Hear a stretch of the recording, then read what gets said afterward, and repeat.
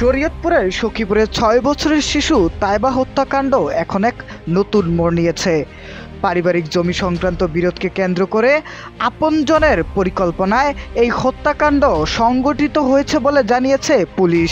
সাংবাদিকদের দেওয়া এক সাক্ষাৎকারে নিহত তাইবার মা জলি আক্তার জানান, আমার মেয়ের হত্যার সুষ্ঠু বিচার না হলে আমি আমার জীবন রাখব না, আমিও আমার মেয়ের কাছে চলে যাব।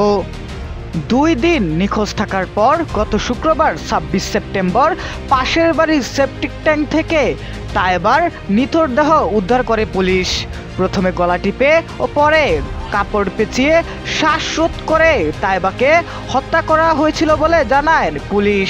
হত্যার পর শিশুটির কানের দুল খুলে বিক্রি করার ঘটনাও প্রকাশ্যে এসেছে। এই ঘটনার পর নিহত তাইবার বাবা সখীপুর থানায় অজ্ঞাতনামা ব্যক্তিদের আসামি করে একটি মামলা দায়ের করেন।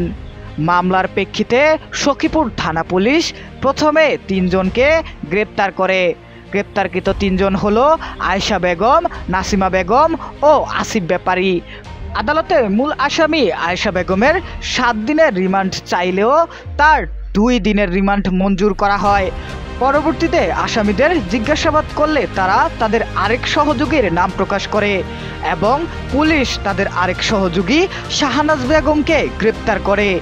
তাইবা হত্যাকাণ্ডে এখন পর্যন্ত সরাসরি জড়িত আসামিদের সংখ্যা হলো 4 জন।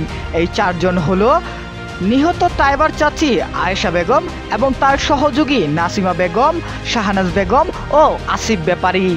এলাকাবাসী ও স্বজনদের একটাই দাবি, অভিযুক্তরা যেন কোনোভাবে আইনগত ফাঁকফোকর ব্যবহার করে বাঁচতে না পারে, সর্বোচ্চ শাস্তি কার্যকর করতে হবে।